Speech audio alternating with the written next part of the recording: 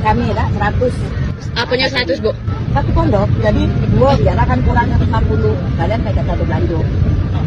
Kalau belanja tetap bayar juga. 50 satu deh. Itu viral, jadi dari viral. Dia pindah aku doa.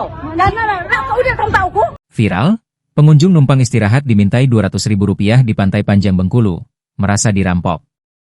Tengah beredar video yang memperlihatkan wisatawan merasa diperas usai ditagih biaya sewa yang tak masuk akal saat numpang istirahat viral di media sosial.